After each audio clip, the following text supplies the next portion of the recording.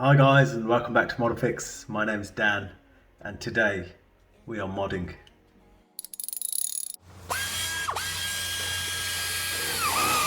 Today we're going to fit Vauxhall VXR Bosch injectors in the turbo MR2. As the weather is not so great today, I've decided to have a play around with the injectors. What I'm planning to do is fit these babies here.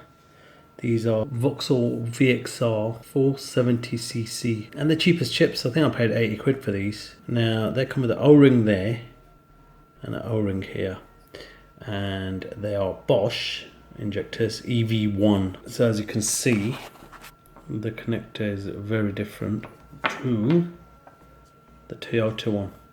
There's a few other little differences as well, like you've got this plastic bit on the end which I'll have to break off when I fit a Toyota seal on that side, O-ring, whatever you want to call it.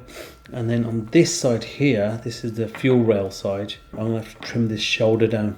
As you can see here clearly, there's, I think up to this line, I have to trim this all the way around. So what I'm actually going to do is use a flat wheel on an angle grinder, and that should eat that in a matter of minutes. So let me do one and I shall let you know how I get on. Okay, so I popped that cap off the end and that came off quite easily. I just used like a trim removal tool so I could get to it from both sides, and as you can probably see, there's a little groove right there, and if I can find the bit that came out, so this here actually sits in that groove. So yeah, I used a trim removal tool for that, and then this side here, ground it down with the flap wheel, and then I just finished it off with a bit of sandpaper. Now as you can see here, that's plenty enough now to actually go on the hull. I thought I'd take off the O-rings and show you that there is quite a lot of meat on there. I haven't taken off enough to let the O-rings past, obviously. Don't do that, and with an angle grinder that could easily be done, and I nearly did that on one of the edges on one of these, but I think I've got away with it. In fact, I wouldn't actually recommend that anyone does it the way I've done it. I think just use a Stanley blade and do it nice and slow. I mean, both of these took me couple of minutes maybe. Need a very steady hand with a angle grinder, just be very careful. But yeah, these have come out alright actually. Might go around that one again when I do the other two. But yeah, as you probably noticed, double O-rings. Reason for that being that on the Denso injector, Toyota injector, this is quite a tight fit and there's not a lot of movement, whereas here, you know, if you put a single one there, it's really slack on the hull, so double up. I stole that idea from SpyderLee, watched his little video about it, and I thought, oh, that's a good idea to take up that slack, so I've done that. And then I got these little adapters off eBay. These are Denso to Bosch EV1, and that's the Bosch side, and that's the Denso side. Something to note here is that the Denso side isn't actually perfect. So I don't think they're specifically made for this injector. As you can see, the pins are on the wrong side. You want it to be that way around because you've got the two in the clippy bits. But in fact, this hasn't even got anything to clip on the side. So what I might do is just shave all these bits off and put them in the plugs and then just tape them up or something, just to make sure they stay in place. But yeah, they'll work. I mean, I might have to make a cut out there as well. I'll cross that bridge when we come to fit them to the car. I kept the packaging for the insulators, which is that part, and the O-rings, which I got from Toyota last time. And I tried the 2ZZ injectors and the MAF mod, which I didn't really think was all that. But anyway, they're your part numbers, they're the O-rings, and they're the insulators. Alright guys, the plug is now in the car. So that's your adapter here. So you've got the Denso end there, which has been modified naturally. And then you've got the EV1 side here, Bosch. And that's just a normal clippy one. So what I wanted to show you was the injector plug. So the Denso side of it here, you can see there's 3 prongs and they're actually on the wrong side, as I showed you earlier. So what I did was I ground all of those off and then I tried to push it in and it still wouldn't go in. It was refusing. So what I had to do was cut a V out at the bottom here to make it sort of go inwards, because I think it was marginally just a bit too big. Cut a V out.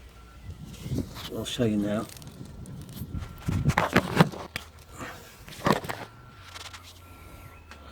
Like that.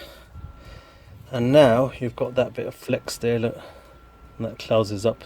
And it's got a bit of spring to it as well, so you haven't like sort of lost the tightness. It does introduce a bit of a hole, so I think I'll cover that in insulation tape after it's been fitted, just to avoid any water ingress basically.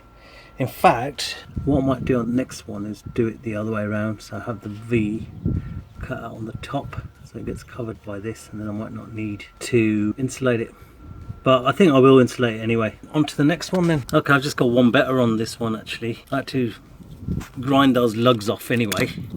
Saw how hard that was to pull out, but anyway, I had to grind those lugs off, and what I did in the process was I just ground a bit of material off both of these sides here, and now it's a very nice fit. It's just, you saw how much force it took for me to pull that out, and I'm just going to do the rest of them now. Alright guys, it's injectors time now. I'm going to pull the relay for the fuel pump, which is in there. I think it's the second one from the left. Pull that, crank the engine, make sure any pressure is released, and then undo all this, undo the cross brace, engine cover, and then undo the fuel rail, and out the injectors come. Woo!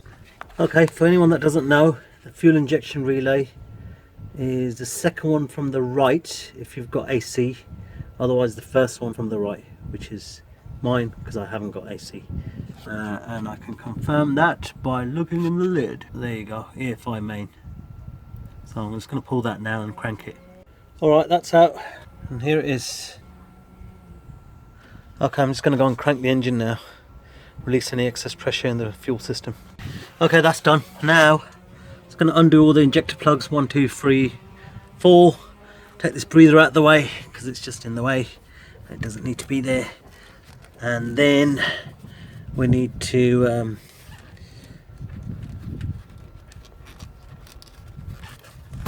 okay, breathers out the way, and then we need to lift the rail. The two 12mm bolts, one there and one there, and the whole rail lifts out with the injectors. So I'm just going to undo the plugs and lift out the rail and the injectors. Alright guys, the fuel rail's now loose. I've pulled all the injectors out, and what you'll find usually is the bottom O-ring always stays in the engine. Now what's handy is to have a mirror like this with a light on it, and then if you shine it down, let me try and get it so I can actually see something first. If you shine it down there now, you should be able to see the hole. There you go. And then what I'm doing is using a pick to actually pick out the rubber O-rings and then put them on the new injectors and Bosch them in. They are Bosch injectors. Alright, so I've managed to pull all the O-rings out. Now what I'm going to do is I'm just going to squirt a bit of carb cleaner down those holes and make sure it's clean in there before I put the new injectors in. Alright, a bit of silicone holes on the end of the carb cleaner bottle. I'm just going to give it a spurt in all of those holes to make it nice and clean in there. I just can't seem to move this rail enough, so I think I'm going to undo this little clampy here, and that should give me enough space to move the rail right out of the way. Don't know if I mentioned, but a bit of washing up liquid on the insulators at the bottom, and they slot right back in nicely, and a bit of washing up liquid on the top washer as well, and they go in nice. So they're all connected up now. They're the plugs I made earlier, as you're probably familiar with, and she's ready to rock and roll. I'm a little bit worried about the insulators, the bottom washers, because they were loose on the injector, and on the old injectors there's a little bit of a shoulder which takes that slack up. So I'm not sure how this is going to pan out, but we might have a major leak. I think I might just prime the injectors and see what happens. Alright, she's running on stock ECU at the moment. I just wanted to check we didn't have any leaks. As you can see, it's running a bit rich, blowing out a bit of black smoke. Yeah, AFRs have come down. Alright, lovely. That's done. ECU time. I think the objective of this story is that the VXR injectors are very cheap to get hold of and they work. So 470cc as opposed to like using 2ZZ injectors, which are 380, I think they are, or they're 440, I can't remember. But these are good injectors and they work and they're branded and they're not copies. Hope you enjoyed that video. Like and subscribe, and I'll see you in the next one. Bye for now.